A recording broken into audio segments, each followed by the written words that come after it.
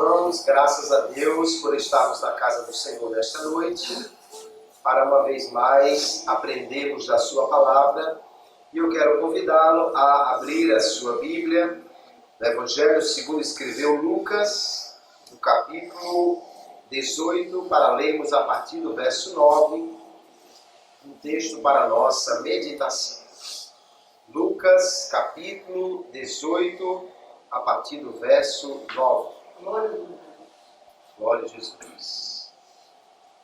Diz assim: E disse também esta parábola a uns que confiavam em si mesmos, crendo que eram justos e desprezavam os outros. 2 homens subiram a um templo a orar, um fariseu e o outro publicano. O fariseu, estando em pé, orava consigo desta maneira: Ó Deus, graças te dou, porque não sou como os demais homens, roubadores, injustos e adúlteros, nem ainda como este publicano. Jejuo 2 vezes na semana e dou os dízimos de tudo quanto possuo. O publicano, porém, estando em pé de longe, nem ainda queria levantar os olhos ao céu, mas batia no peito, dizendo: Ó Deus, tem misericórdia de mim, pecador. Digo-vos que este desceu justificado para a sua casa e não aquele. Porque qualquer que a si mesmo se exalta será humilhado, e qualquer que a si mesmo se humilha será exaltado. Amém. E graças a Deus por sua palavra. Nós temos aqui, queridos irmãos, uma parábola que Jesus contou, uma das mais conhecidas que o Senhor proferiu, e uma que certamente muitas vezes nós já ouvimos falar dela na igreja. Mas hoje queremos mais uma vez trazer esta escritura ao nosso coração para aprendermos algo muito importante que Jesus quer nos ensinar. Esta parábola está num bloco de parábolas que falam sobre a oração, mas aqui, além da oração, Jesus também quer nos ensinar sobre a forma como nós podemos confiar para a nossa justificação, ou em que nós devemos confiar para sermos justificados diante de Deus. E o tema que vamos tratar hoje, então, é orgulhoso pecador ou humilde justificado. Nós vemos esta parábola que somente Lucas contou, Ao todo, Jesus contou cerca de 40 parábolas. Esse número varia um pouco de acordo com o que cada autor, cada estudioso classifica como sendo uma parábola. O termo parábola abrange desde histórias comparativas até apenas frases ou ditos que usam a comparação para explicar alguma coisa. Jesus era mestre no uso de parábolas. Das 40 parábolas que Jesus contou, 29 estão no Evangelho segundo Lucas. As parábolas estão concentradas em Mateus, Marcos e Lucas. João praticamente não tem nada de parábolas, senão alguns ditos que poderiam ser considerados parabólicos. Aqui nós temos das 40, 29 em Lucas, das quais 16 apenas Lucas registrou. E esta é uma delas. É uma das parábolas que só Lucas registrou essa instrução do Senhor Jesus. Essas parábolas Lucas agrupou num grande bloco que está no centro do seu evangelho, que retrata a viagem de Jesus da Galileia para Jerusalém. Enquanto Jesus ia para Jerusalém, para finalizar ali a sua missão, ele vai então contando estas parábolas, pelo menos é assim que Lucas arranja esses ditos e esses ensinos de Jesus. E aí então ele vai ensinando aos discípulos sobre o discipulado, sobre a vida que agrada a Deus, sobre tantas outras coisas que são importantes para quem quer ser discípulo de Jesus. Entre as muitas coisas que Jesus ensina, ele ensina como orar, ele ensina também qual a atitude que nós devemos ter para com Deus e para com o próximo, e aqui também ele nos ensina como alcançar o perdão divino, é o que nós vamos ver nesta parábola. A parábola, então, foi contada com um propósito bem definido, e Lucas já começa aqui no verso 9, que lemos, dizendo que Jesus contou esta parábola porque tinham pessoas que confiavam na sua justiça própria, eles achavam que eram justos, e ainda por cima eles achavam que eram melhores do que os outros. Que eles sim tinham mérito diante de Deus para serem justificados, enquanto outros não tinham, e eles estavam em uma condição superior a estes. Aí então Jesus contou esta parábola. Nós vamos verificar que no texto Jesus fala claramente de dois homens que subiram ao templo para adorar. Geralmente as pessoas que vão para Jerusalém, elas estão geograficamente subindo. De qualquer lugar que você vier em Israel para Jerusalém, você está subindo. E em Jerusalém, quando você vai ao templo, também geralmente você vai subindo, porque o templo estava no monte. Você tinha que subir para chegar lá. Mas obviamente quem subia para o templo, se ia adorar a Deus, ele subia para quando chegasse lá, descer. Porque a única atitude realmente correta para adorar a Deus é você se humilhar, você descer. Esses dois homens subiram ao templo e eles foram ali para orar. Quando diz que alguém vai ao templo para orar, não é necessariamente uma oração particular, mas eles geralmente subiam ao templo na hora dos sacrifícios. 2 vezes por dia havia sacrifícios feitos pelos pecados, e as pessoas iam ao templo. Enquanto o sacrifício era realizado, elas ficavam então orando, pedindo perdão por seus pecados, orando a Deus, pedindo misericórdia. Ali também estavam louvando a Deus, havia uma adoração coletiva das pessoas que iam ao templo. E esses dois homens certamente subiram ao templo numa destas horas de sacrifício, de adoração e de oração. Ali diz o texto que um era fariseu e o outro era publicano. Essas duas figuras estavam separadas uma da outra dentro da sociedade por uma distância muito grande no que diz respeito a ser considerado puro, santo, a ser considerado alguém que era justo. Os fariseus, eles eram religiosos radicalmente conservadores. Eles exerceram um papel muito importante em Israel ao se tornarem guardiãos da lei. Eram as pessoas que preservavam as Escrituras, que ensinavam as Escrituras, que explicavam as Escrituras. Eles eram, portanto, religiosos que cumpriam, ou que buscavam cumprir a lei, guardavam a lei e as tradições de uma maneira muito severa, muito veemente.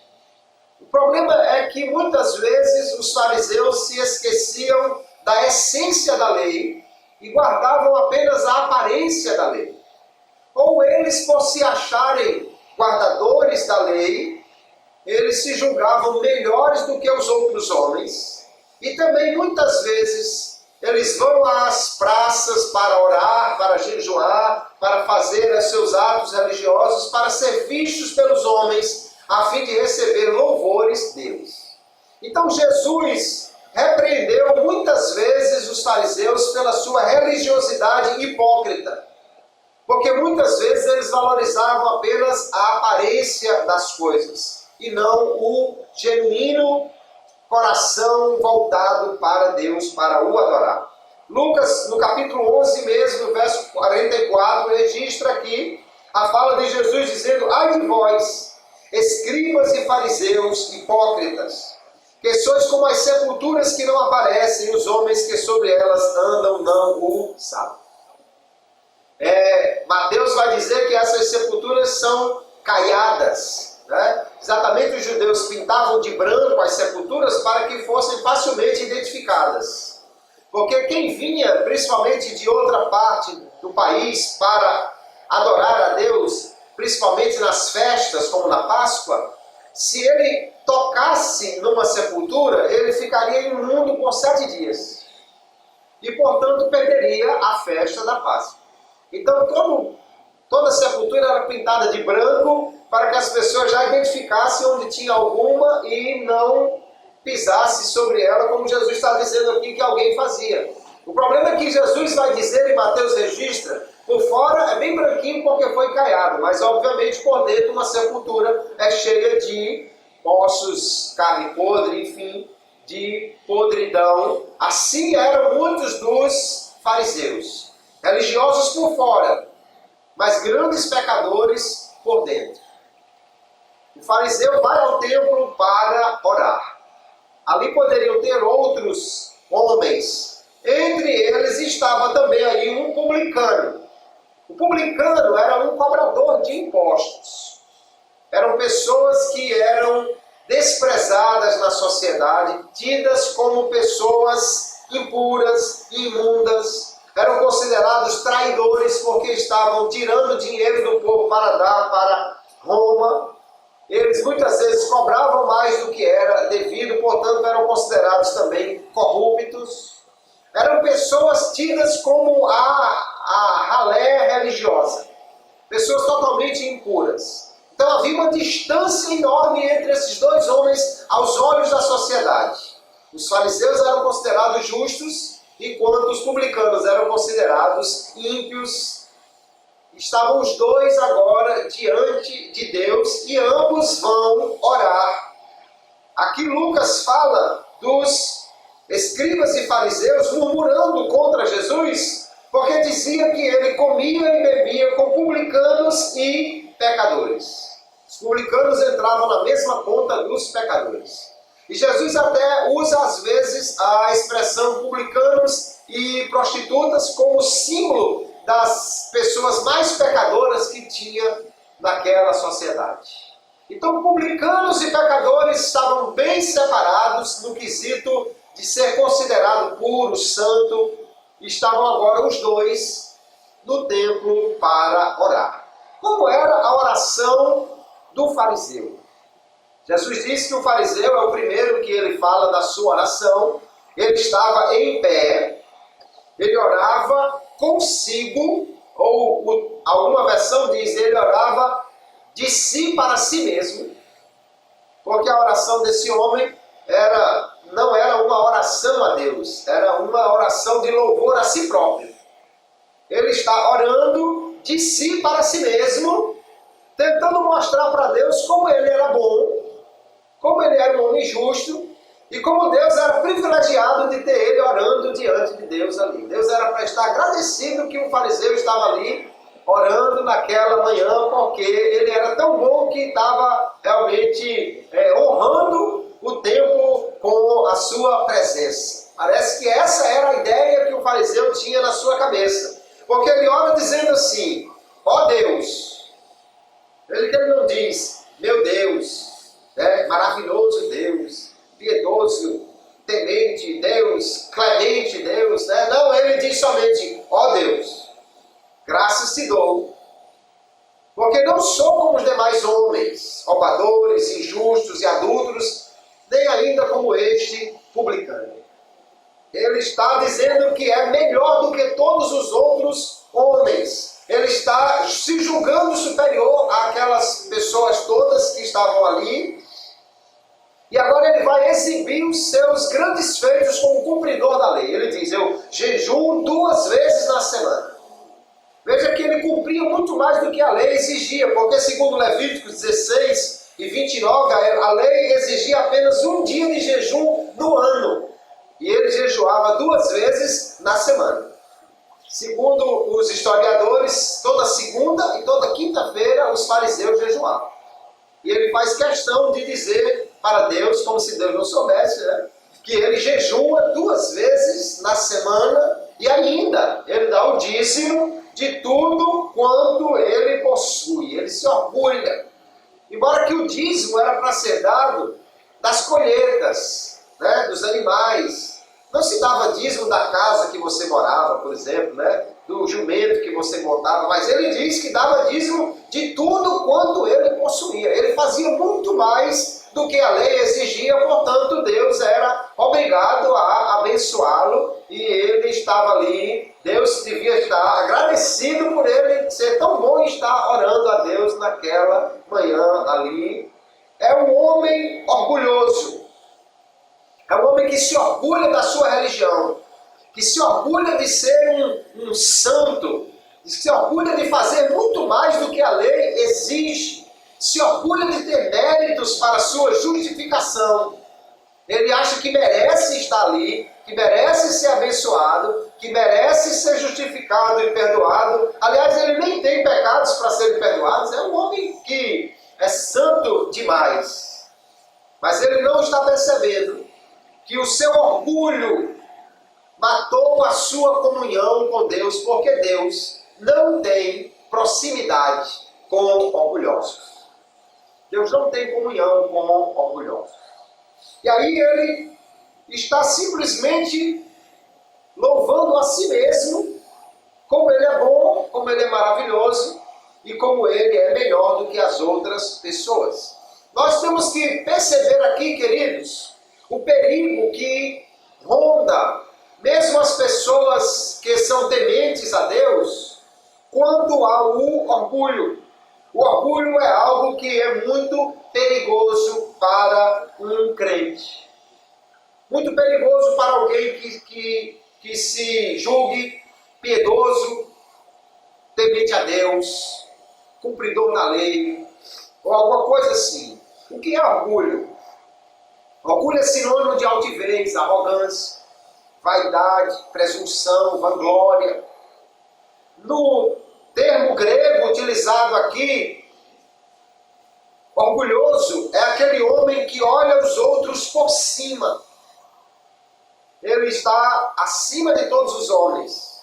Está olhando os homens como quem está acima deles e olhando por cima das suas cabeças. Alguém, portanto, superior. E por isso mesmo alguém que despreza os outros, despreza as pessoas. Os orgulhosos, eles na verdade imitam o diabo.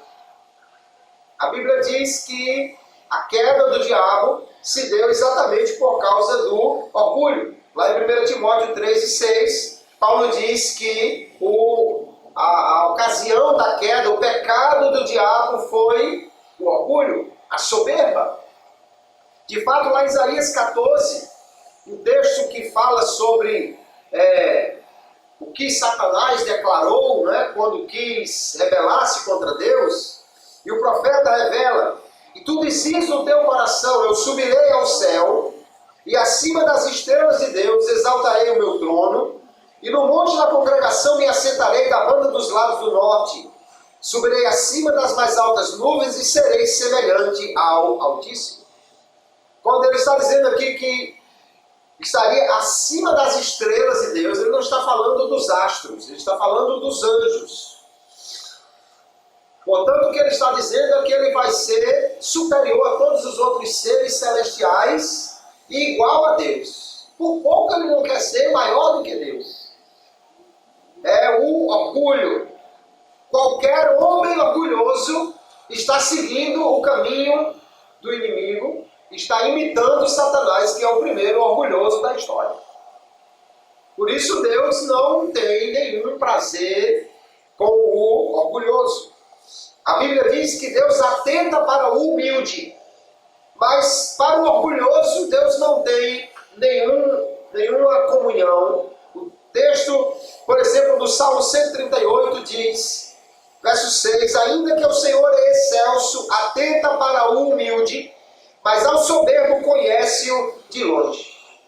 Dizer que Deus está longe dele é dizer que Deus não tem aprovação para o que ele faz, Deus não tem comunhão com ele.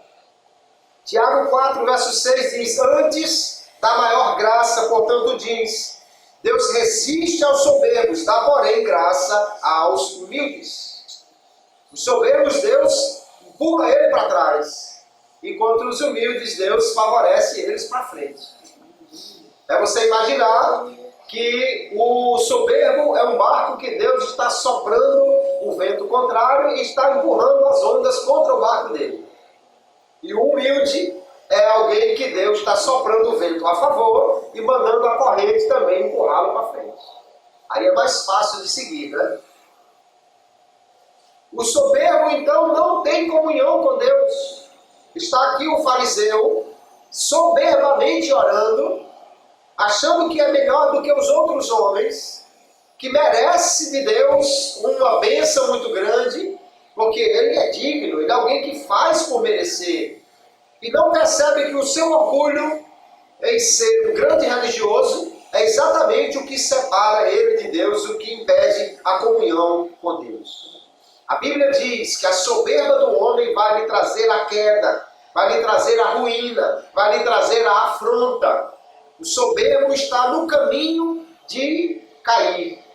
O soberbo está no caminho de ser humilhado, como Jesus vai dizer. Veja no livro de Provérbios o que ele tem a dizer contra o soberbo, ou o que vai acontecer ao homem que é soberbo. Provérbios 29 e 23. A soberba do homem o abaterá, mas o humilde de espírito obterá honra. Capítulo 16, verso 18. A soberba precede a ruína, e a altivez do espírito precede a queda. Provérbios 11, 2. Vindo a soberba, virá também a afronta, mas com os humildes está a sabedoria. São muitos e muitos textos que mostram claramente que Deus é favorável ao humilde e que Deus é contra o soberbo, de forma que ele vai cair, ele vai ser humilhado, ele vai ser desonrado, ele vai ser abatido, porque Deus não gosta de soberbos. Está um homem aqui achando que está bem pertinho de Deus e, na verdade, ele é quem está longe de Deus. Ele é quem está distante de Deus por causa do seu orgulho. Porém, o publicano também vai orar e vai mostrar uma posição completamente diferente. Como é que nós podemos olhar para nós mesmos, queridos, e verificarmos se somos mais parecidos com o publicano nesta sua humilhação, ou somos mais parecidos com o fariseu no seu orgulho? Alguns sinais de orgulho nós podemos verificar para ver se estamos no caminho da humilhação ou no caminho da exaltação. Primeira coisa que é sinal de orgulho é quando nós cobramos ou desejamos ardentemente reconhecimento, elogios dos homens. Quando nós reclamamos os direitos autorais, não fui eu quem fiz isso, eu é que devia receber a glória. Quando nós reclamamos ser o pai de alguma coisa, não, quem fundou isso aí fui eu, se não fosse eu, isso não ia para frente, eu que fiz, eu é que mereço. Quando nós cobramos isso, ou quando desejamos muito, não vem mais não, ninguém diz nem obrigado, o que a gente faz, pastor não diz nem o nome da gente no final do culto, ninguém tem oportunidade para fazer isso ou aquilo, ninguém dá nem uma palavrinha de obrigado. Isso é um sinal de orgulho. Nós precisamos ter cuidado com isso. Um pregador disse que quando ele um dia pregou uma mensagem que causou um impacto tremendo, uma mensagem que foi muito bem recebida, quando ele desceu do púlpito, um irmão correu, queria ser o primeiro a parabenizar o pregador e disse: meu irmão, parabéns, que mensagem maravilhosa, o senhor é um dos maiores pregadores do mundo e tal. Ele disse: eu já ouvi isso. E o irmão viu que ele estava sendo o primeiro a falar com ele e disse: quem foi que ele disse? Ele disse: o diabo me disse ali atrás. Já estava bem identificado quem era que estava exaltando o irmão. Outro modo de nós verificarmos orgulho na nossa vida é quando nós nos comparamos com os outros, como faz aqui o fariseu, e nos julgamos superiores. Veja que o fariseu não está orando nem dizendo assim: Deus, obrigado porque o Senhor tem me dado graça de ser um homem temente como Elias, de ser um homem sábio como Salomão. Já seria demais ele estar fazendo isso, mas ele não se compara aos outros homens e se julga igual. Não, ele se julga superior aos outros. Ele é melhor do que qualquer outro homem, é um homem que se considera superior, se coloca numa posição de destaque em relação a todos os outros homens. Jesus muitas vezes condenou esse tipo de atitude. Em outra parábola, na parábola dos trabalhadores da vinha, ele fala de homens que começaram a trabalhar primeiro e acharam que ia receber mais do que mereciam, porque outros começaram a trabalhar depois e, portanto, fizeram menos. E a indignação deles não é porque o patrão não pagou o que tinha acertado com eles, mas sim porque equiparou eles com os outros que começaram a trabalhar depois, ou seja, igualou eles com os outros que fizeram menos, e eles achavam que tinham feito mais. Veja o texto de Mateus, capítulo 20, verso 10.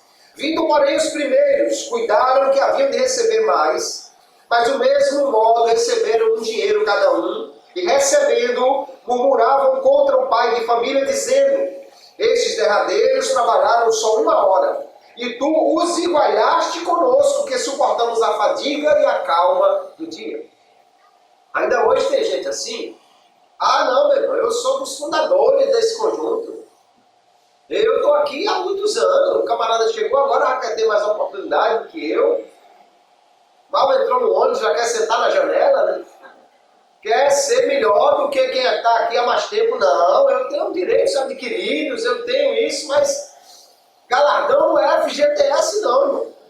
Nós precisamos entender que Deus, Ele é generoso e pode dar a quem Ele quer.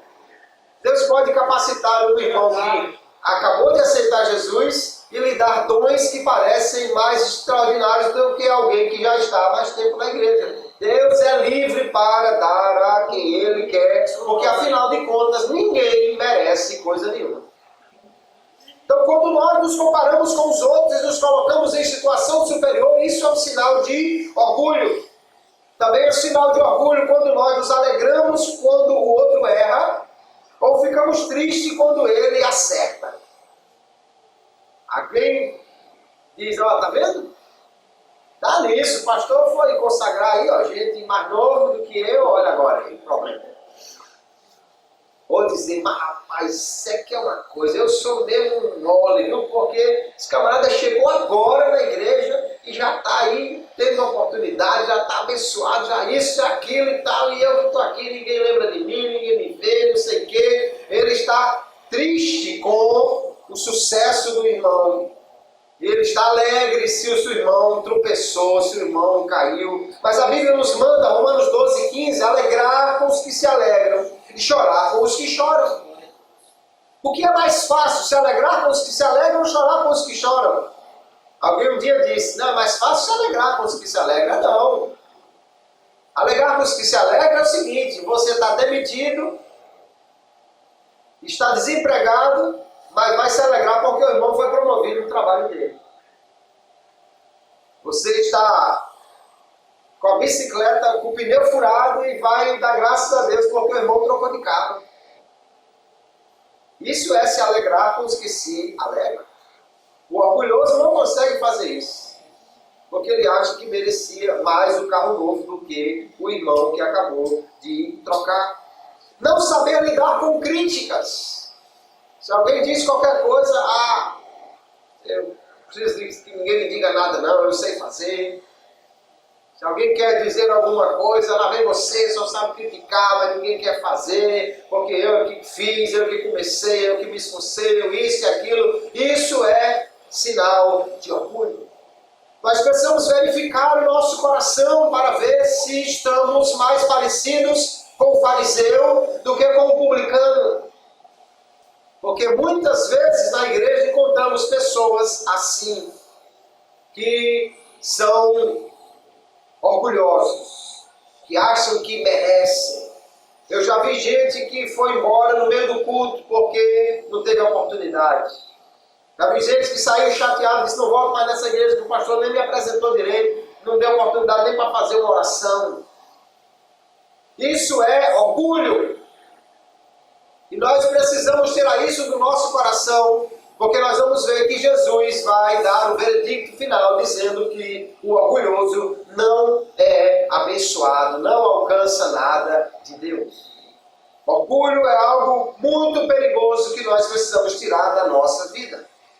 Mas então, o orgulhoso acabou de orar, o fariseu, E agora Lucas registra que Jesus vai também dizer da oração do publicano. Este homem publicano, ele diz que ele está de longe, ele está bem distante do centro da adoração, talvez até distante das outras pessoas, porque não se julga nem digno de estar próximo dos outros adoradores ali, no pátio do templo. E ele diz o texto que ele não consegue nem levantar os olhos ao céu. Ele está reconhecendo então o seu estado de miséria. Ele bate no peito, que é um sinal de autocondenação, um sinal de autoacusação, de reconhecimento de que ele é um pecador miserável. E ele diz: ó Deus, tem misericórdia de mim, pecador. No texto original diz assim: tem misericórdia de mim, o pecador. Ele na verdade está dizendo: se tem um pecador aqui, sou eu. Eu sou o pecador que tem nesse espaço aqui. Ele reconhece então o seu pecado e clama por misericórdia. Misericórdia, irmãos, é uma coisa que não merece, que ninguém merece. Quem clama por misericórdia é porque não merece. Quem merece reclama seus direitos. Quem não merece nada clama por misericórdia.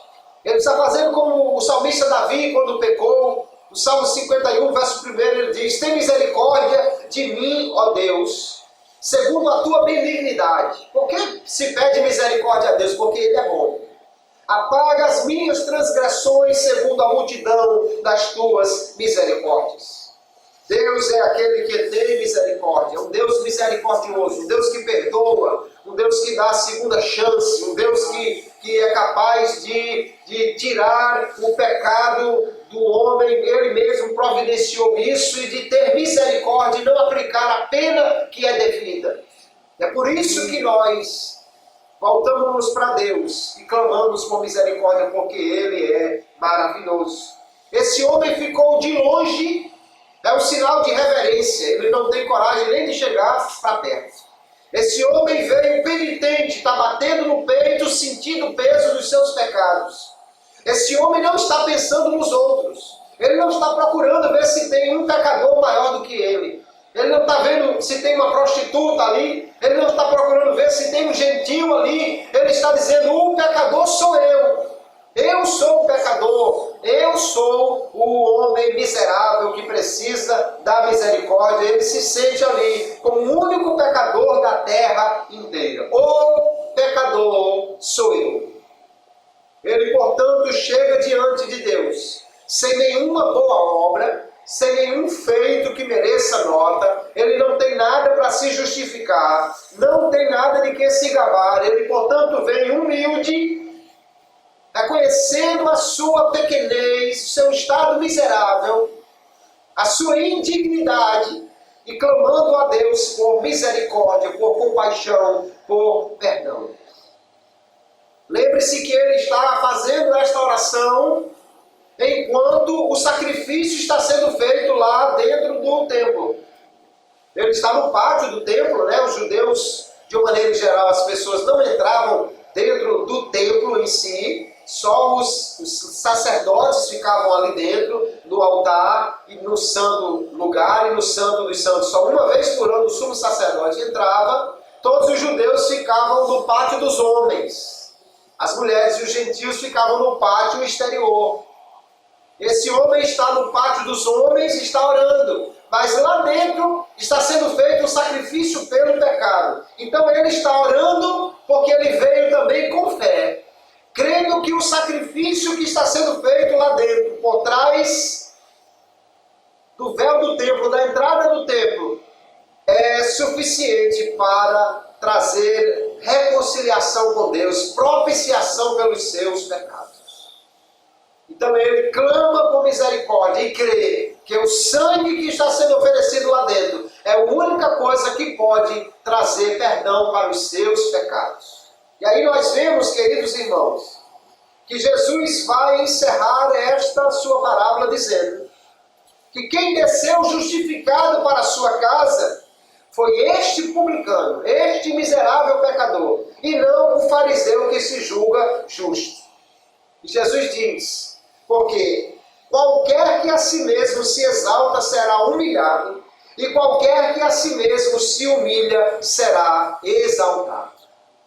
Então, porque o publicano se humilhou e confiou apenas na misericórdia de Deus, ele foi justificado e, portanto, saiu dali exaltado, numa condição diante de Deus favorável. O fariseu, como se exaltou, na verdade foi humilhado, saiu dali condenado por seus pecados. O sacrifício feito lá no templo não serviu de nada para ele, porque ele não se arrepende dos seus pecados. Em vez de se humilhar, ele se exalta. Então o que Jesus está mostrando, e a Bíblia em muitas outras passagens vai mostrar que nós devemos ser humildes. Humildade é uma atitude modesta, uma atitude de modesta autoestima. Alguém que olha para si mesmo e vê-se menos do que as pessoas julgam. Alguém que olha para si mesmo e vê alguém que não merece, que não é digno, que não fez por merecer, que não tem nenhum mérito de que se gabar. É um contraste então com a arrogância, com a soberba. A humildade é um sentimento, queridos, que nos mantém conscientes da nossa fragilidade e da nossa limitação, especialmente quando nós estamos diante de Deus. Porque comparado com Deus, nenhum ser da terra, nenhum ser do céu é nada. O querubim mais extraordinário, comparado com Deus, é uma formiga. O anjo mais santo que tiver, comparado com Deus, é imundo. Porque Deus é tremendamente santo, puro, grande, excelso, exaltado, e nenhuma criatura é nada comparado a Ele. Portanto, não cabe nenhuma outra atitude de qualquer que se aproxime de Deus, senão a humilhação. E a humilhação aqui não é algo que você espera que os outros façam com você. Jesus disse que é aquele que a si mesmo se humilha, que será exaltado. Ele próprio, o Senhor Jesus, é o maior exemplo de humildade que nós temos. João capítulo 13, ele lava os pés dos discípulos e diz, como eu fiz, vocês devem fazer também, eu vos dei o exemplo. Filipenses capítulo 2, o apóstolo Paulo diz, de sorte que haja em vós o mesmo sentimento que houve também em Cristo Jesus, que sendo em forma de Deus, não teve por usurpação ser igual a Deus, mas aniquilou-se a si mesmo, tomando a forma de servo, fazendo-se semelhante aos homens, e achado na forma de homem, humilhou-se a si mesmo, sendo obediente até a morte e morte de cruz. Pelo que também Deus o exaltou soberanamente e lhe deu um nome que é sobre todo o nome. Glória a Jesus. Jesus é o nosso exemplo maior de humildade. Só o fato de ele descer do céu à terra foi uma enorme humilhação. Mas não bastou ele se humilhar se tornando homem. Sendo homem, se tornou servo. Nasceu pobre. E ainda por cima, foi humilhado, sendo exposto indignamente na cruz para morrer por todos os pecadores. Humilhou-se até a morte de cruz. E agora, porque ele se humilhou, Paulo diz, Deus o exaltou soberanamente. Aleluia. Se nós tivéssemos que ver um exemplo, mas será que dá certo esse negócio de se humilhar para ser exaltado? Basta olhar para Jesus que você vê que Deus realmente cumpre a sua palavra. Ele se humilhou e Paulo diz, porque ele se humilhou, Deus o exaltou. Se nós nos humilharmos, Deus também nos exaltará, é o que nos promete a palavra de Deus. O mesmo Jesus disse que nós devíamos nos tornar humildes para podermos ser exaltados. Mateus 18,4 ele diz, portanto, aquele que se tornar humilde como este menino, esse é o maior no reino dos céus. Jesus foi humilde, nos deu exemplo de humildade e mandou que nós também fôssemos humildes. Deus manda, queridos, que nós nos vistamos de humildade. 1 de Pedro, capítulo 5, verso 5 em diante, ele diz, semelhantemente vós, mancebos, sede sujeitos aos anciãos, e sede todos sujeitos uns aos outros, e revestidos de humildade, Porque Deus resiste aos soberbos, mas dá graça aos humildes. Humilhai-vos, pois, debaixo da potente mão de Deus, para que a seu tempo vos exalte. Pedro diz que nós devemos nos humilhar. E humilhar aqui está também envolvendo sujeitar-se à autoridade dos outros. Aquele que se humilha, ele diz que Deus dá graça a eles, enquanto Deus resiste aos soberbos. E ele diz então que nós devemos nos humilhar debaixo da potente mão de Deus, para que Ele nos exalte no seu tempo. Se você se humilha, Deus exalta, mas é no tempo que Ele quer fazer. Mas Ele vai cumprir a sua palavra. Então o ato de humildade, queridos, é um ato de escolha que nós precisamos fazer constantemente. Pedro diz que nós devemos nos vestir de humildade.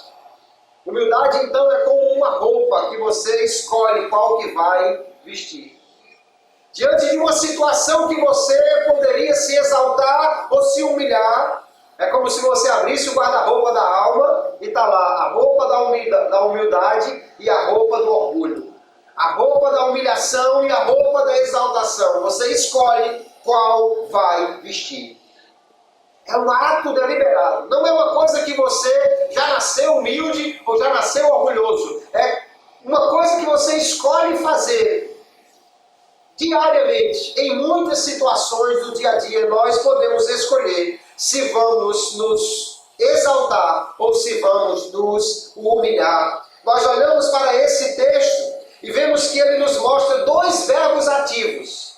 Ele diz: aquele que se humilhar ou aquele que se exaltar. Ele não está dizendo aquele que for humilhado, mas aquele que se humilhar. Não está dizendo aquele que for exaltado, mas aquele que se exaltar. É algo que você tem que fazer e que você escolhe fazer. São duas ações que você pode escolher, ou uma ou outra. Lá em Mateus 23:12, Jesus diz a mesma coisa. O que a si mesmo se exaltar será humilhado, e o que ao si mesmo se humilhar será exaltado. Mas também há dois verbos passivos. Ou seja, que é uma coisa que você não escolhe. Você escolhe o primeiro, o segundo é automático. Se você escolher se exaltar, você será humilhado. Se você escolher se humilhar, você será exaltado. É como entrar num caminho e não poder mudar no meio do caminho. É como você pegar uma trilha que não tem como sair dela. Se você pega a trilha da humilhação, o final é o ponto da exaltação. Se você pega o caminho da exaltação, o final é o ponto da humilhação. Você só escolhe o início. O resultado já está determinado por Deus. Nós então podemos escolher, queridos, e devemos escolher se vamos nos humilhar ou se vamos nos exaltar. Isso é um processo diário. Não é um estado. Hoje eu estou humilde. Não, hoje eu estou um pouco soberbo. Não, você escolhe cada momento se você vai estar se humilhando ou você vai estar se exaltando. Quando escolhemos o caminho da humildade, quem vai nos exaltar é Deus. É Deus quem diz: será exaltado aquele que se humilhar. Deus pode usar alguém para fazer isso, mas é Ele quem vai cumprir esta palavra. Então, quando você vê um homem exaltado por Deus, pode ter certeza, para chegar ali, ele passou pelo caminho da humilhação. Se você vê um homem, é muito bonito ver um grande pastor, um grande pregador, um homem usado por Deus, alguém com muitos dons, ou uma irmã que canta muito e tal, e alguém dizer: rapaz, eu queria ser como esse irmão, como essa irmã, eu queria também ser um cantor famoso, um pregador assim, uma coisa assim. Mas se Deus é quem está exaltando alguém, pode ter certeza, essa pessoa já passou pelo caminho da humilhação. Ele se humilhou, porque ninguém chega à exaltação sem a humilhação. Também quando você vê alguém que caiu em desgraça, pode ter certeza, ele tomou o caminho da exaltação. Ele tomou o caminho da exaltação e agora está sendo humilhado.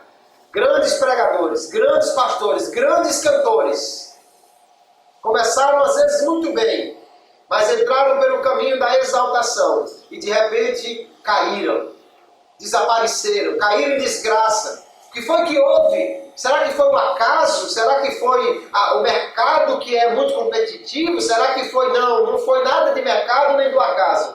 Foi Deus que o humilhou porque ele se exaltou em algum momento da sua vida. Deus é fiel para cumprir a sua palavra. Nós vemos claramente, queridos, que há essa ligação, este ato de Deus cumprir a sua palavra, ligando humildade e exaltação.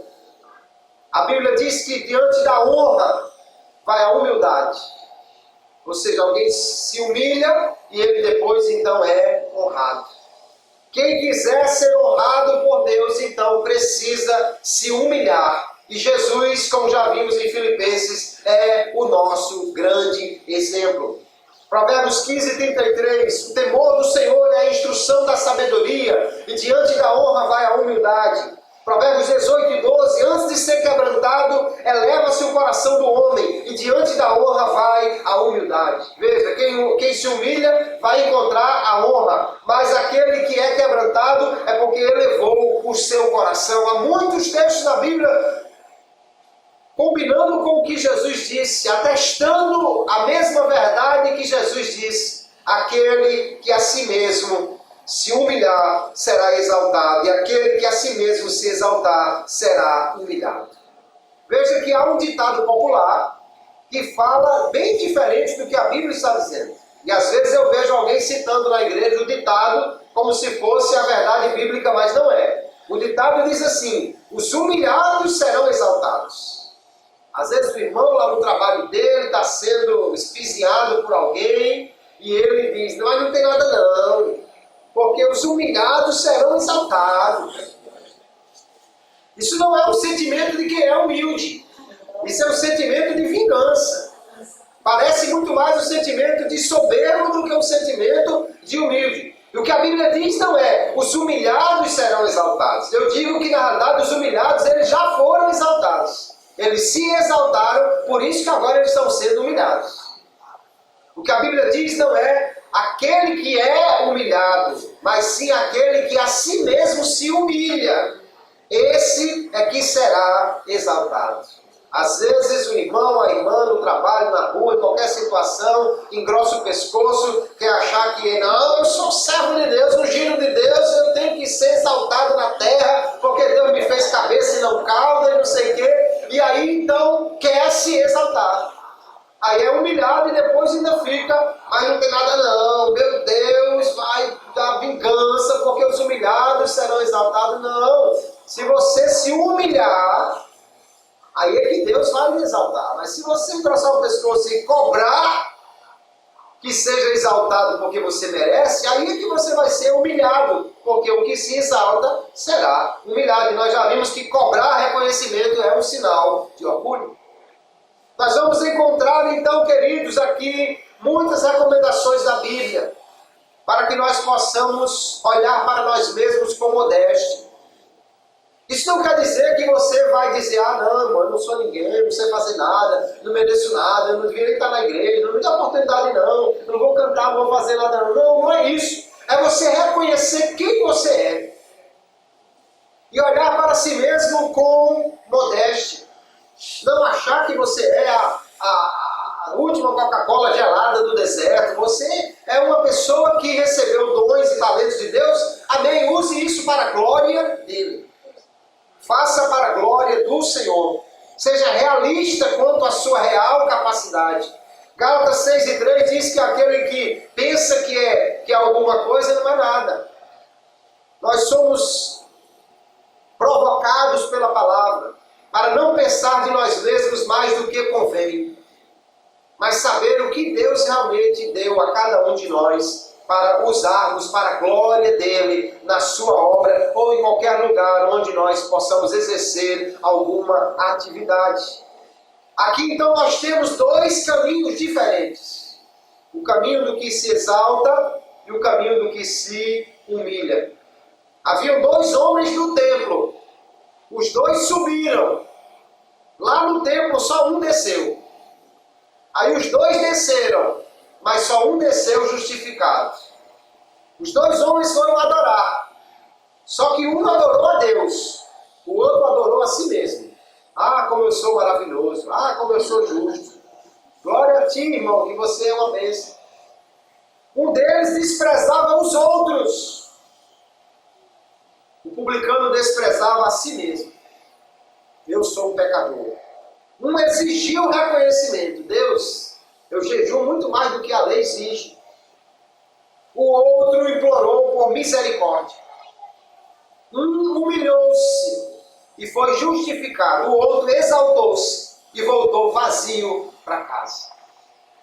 Não recebeu nenhuma justificação, não recebeu misericórdia, perdão, nada. São dois caminhos opostos e nós precisamos escolher qual deles vamos tomar. E obviamente o que o Senhor quer é que nós tomemos o caminho da humilhação. Devemos ser humildes. Ter cuidado, irmãos, com a bajulação. Quando vier alguém querendo dizer que você é muita coisa, você tenha cuidado com isso. Temos que ter cuidado também para não viver do passado. O que vive do passado, eu digo que é um orgulhoso com data vencida. Prazo de validade esgotado. Ah, no meu tempo é que a gente orava. Esse povo de hoje não ora não. É um orgulhoso com data de validade vencida.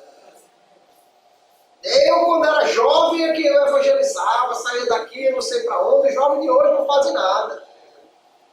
Isso é sinal de orgulho, irmão. Estamos dizendo que agora não, mas em outro tempo eu era muito melhor do que todo mundo. É um orgulhoso com data vencida, prazo de validade esgotado. Nós temos que ter cuidado, porque nós não fazemos nada senão aquilo que o Senhor nos capacita em cada época para fazer. Temos que saber ouvir e valorizar as pessoas. Não é porque o irmão tem menos tempo de fé, não é porque o irmão tem menos estudo, não é porque o irmão vem menos à igreja, que ele não tem experiência com Deus, que ele não tem conhecimento de Deus, que ele não é alguém capacitado por Deus. Deus não precisa de mim nem de você. Ele pode salvar hoje o pregador de domingo. Ele pode salvar hoje alguém que vai ser usado mais do que eu ou você amanhã. Nós precisamos então reconhecer que nada merecemos de Deus e que tudo é pela graça do Senhor. Não temos nada a oferecer a Deus. Se você jejuma, se você ora, se você canta, se você faz qualquer coisa, é pela graça de Deus. Portanto, não é mérito nenhum diante de Deus, não é nada que você chegue e apresente a Deus a conta. Está aqui, Deus, jejuei 3 vezes essa semana, fiz aí uma campanha, então agora, ó, por favor, pague aí, viu, que eu fiz isso aí e estou merecendo. Não, nada nós merecemos. Tudo é pela graça de Deus. A única coisa que podemos oferecer a Deus é um coração quebrantado e humilde, de que Deus se agrada e que Ele espera que nós tenhamos. Jesus disse que voltou para casa justificado apenas aquele que se humilhou, aquele que clamou por misericórdia, aquele que em vez de confiar nas suas obras, confiou no sacrifício feito lá no templo, ou seja, na misericórdia de Deus. Como é que nós somos justificados? A Bíblia diz claramente que nós somos justificados não é pelas obras da lei, não é por algo que nós fazemos. Romanos 3, verso 20, por isso nenhuma carne será justificada diante dele pelas obras da lei, porque pela lei vem o conhecimento do pecado. Verso 28, concluímos, pois, que o homem é justificado pela fé, sem as obras da lei. É a fé na obra de Cristo, é a fé no sacrifício que nos faz ser justificados e não aquilo que nós fazemos. A justificação, então, é obra da graça divina. É o favor de Deus que nos traz o perdão dos nossos pecados. Gálatas 3 e 24, sendo justificados gratuitamente pela sua graça, pela redenção que há em Cristo Jesus. Não é por nada que eu fiz, o que você fez, que nós vamos alcançar a justificação, a salvação, o perdão. É tão somente pela fé em Cristo. Fé que a sua obra feita na cruz foi suficiente para pagar os nossos pecados. Fé que Ele morreu em meu lugar e em meu favor. Aquele publicano tinha essa fé. não em Cristo ainda que não tinha morrido, mas no sacrifício que estava sendo feito lá no templo. O crente tem a fé no sacrifício de Cristo e é suficiente para a sua justificação. Romanos 5, verso 1. Sendo, pois, justificados pela fé, temos paz com Deus por nosso Senhor Jesus Cristo. Romanos capítulo 1, verso 16, Paulo diz: não me envergonho do Evangelho, porque é o poder de Deus para a salvação de todo aquele que crê. Primeiro do judeu, depois do grego, porque no Evangelho é revelada a justiça de Deus, uma justiça que do princípio ao fim é pela fé, como está escrito: o justo viverá pela fé. Glória a Jesus. Começa pela fé, continua pela fé, termina pela fé. A vida cristã é assim: inicia crendo, continua crendo e persevera crendo até o fim. É tão somente pela fé, na graça de Deus e no sofrimento de Jesus em nosso favor que nós podemos ser justificados diante dele. A fé, então, não é o fundamento da justificação. Você não é justificado como sendo um pagamento, já que você creu, você merece. Não, fé não traz mérito para ninguém. Nós somos justificados porque Cristo morreu por nós pela graça de Deus. A fé é apenas a mão estendida, vazia, para receber o que de graça Deus nos oferece. A fé, portanto, é o meio pelo qual nós alcançamos a justificação. Mas a oferta da justificação é pela graça de Deus, mediante a obra expiatória de Cristo. Então a base da justificação é a obra mediadora de Cristo, o seu sacrifício propiciatório. O publicano desceu justificado, porque ele creu no sacrifício que estava sendo feito, porque ele não quis justificar-se por suas obras, mas ele tão somente clamou por misericórdia, confiando na graça de Deus. Nós também só somos justificados pela fé, pela graça de Deus. Nada que fazemos, queridos, acrescenta qualquer mérito diante de Deus. Deus é tão misericordioso e gracioso que ele ainda tem galardão para o que nós fazemos. Mas não é porque nós fizemos por merecer, é porque ele é generoso. Ele é maravilhoso. Porque se Deus fosse descontar do que você fez, o que Jesus pagou em seu lugar, não dá para pagar nem 1% da conta. Então não é mérito, é apenas fé e graça. Nós, queridos irmãos, precisamos então olhar para esta parábola e entender que não temos nada a oferecer a Deus para sermos justificados. Não temos nada que exigir de Deus. Portanto, não podemos deixar que nada do que nós façamos se torne orgulho no nosso coração. Não quero cobrar de Deus méritos. Eu gosto de uma frase do escritor britânico C.S. Lewis, que ele diz assim: o diabo se contenta em ver você se tornando casto, corajoso e controlado, desde que consiga instaurar em você a ditadura do orgulho o tempo todo. Da mesma maneira que ele ficaria contente em ver você curado de um resfriado para substituí-lo por um câncer. Você pode ser a pessoa mais ativa na igreja, o crente mais dedicado à obra do Senhor. Mas se você deixar que o orgulho se instaure no seu coração, você está no caminho da derrota. Então nós precisamos ter cuidado. Deus lhe deu dons, Deus lhe deu talentos, Deus lhe deu capacidade, Deus lhe deu oportunidade. Então faça o melhor que você puder, mas saiba que isso não é mérito diante de Deus. Nem se julgue melhor do que as outras pessoas que têm menos capacidade, dons, talentos ou oportunidade. Pelo contrário, irmãos, cada crente deveria fazer o melhor na posição que ele está, ser mais dedicado, mais esforçado na obra do Senhor, porque o simples fato de nós termos uma oportunidade para trabalhar para Jesus já é um enorme privilégio, já que nós não merecemos nada. O diabo ficaria satisfeito e deixaria que você pregasse, cantasse, fosse uma pessoa esforçada na obra. Ele ficaria satisfeito se, apesar de tudo isso, ele conseguisse colocar orgulho no seu coração. Porque o orgulho derrubou até Satanás, quanto mais um homem ou uma mulher como é afetado. E aí o escritor C.S. Lewis aqui diz, é como se você ficasse curado de uma gripe e pegasse um câncer. Então é muito mais destrutivo o orgulho do que qualquer outra coisa. Nós viemos ao culto hoje. Chegamos na casa de Deus para adorar, para orar, para aprender dele. Como o fariseu e o publicano, nós também fomos ao templo.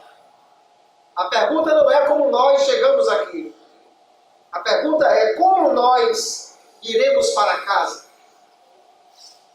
Justificados por Deus como o publicano ou de mãos vazias como o fariseu? Isso depende da nossa atitude. Se você se humilhar, Deus irá exaltá-lo. Mas se você se exaltar, Deus irá humilhá-lo. Não há como fugir desta verdade. Então nós só podemos, queridos, pedir a Deus misericórdia. É pedir a Deus que nos guarde. Vigiarmos constantemente o nosso coração para não deixar que o orgulho tome lugar nele. Buscarmos constantemente o caminho da auto-humilhação. Veja, não é o outro lhe humilhar, é você se humilhar. Nós precisamos buscar este caminho. Não confiar em nada do que fazemos para nossa justificação. Você não merece salvação, nem eu. Você não merece ser abençoado, nem eu. Não é o que você faz que determina que você merece alguma coisa, é a graça de Deus. Então nós precisamos confiar nos méritos de Cristo para nossa salvação e justificação, para podermos alcançar então o perdão dos nossos pecados. Que o Senhor nos ajude, que possamos cada instante verificar o nosso coração. Pegue uma lupa e passe na sua alma. Veja se encontra algum sinal de orgulho. Se você encontrar, livre-se disso o mais rápido possível. Se humilhe diante de Deus. Tenha um coração contrito. Ao se comparar com os outros, faça como a Bíblia diz. Julgue os outros superiores a você e não o contrário. Ah, pastor, mas esse irmão só vem de 15 em 15 dias na igreja. Ele é melhor do que você. Mas ele nunca veio ao matutino. Ele é melhor do que você. Porque se você entrar por esse caminho da humilhação, você vai ser muito pior do que ele. Se entrar pelo caminho do orgulho, você vai se tornar muito pior do que ele. E ele, na sua simplicidade, mesmo talvez fazendo pouco, se ele continuar no caminho da humilhação, ele será exaltado por Deus. Isso não tem nada a ver com aparência, irmãos. Às vezes alguém pensa, olha, porque o irmão vem com uma camisa remendada e uma chinelazinha já vencida, como é humilde esse irmão. Não, isso não tem nada a ver com aparência. O sujeito pode estar com uma sandália remendada e ser orgulhoso do nariz empinado. E pode estar vestido de ouro dos pés à cabeça e ser humilde. Pode ter 3 anéis no dedo e 5 canudos guardados em casa e ser humilde. E pode não saber fazer nem uma letra O e ser orgulhoso.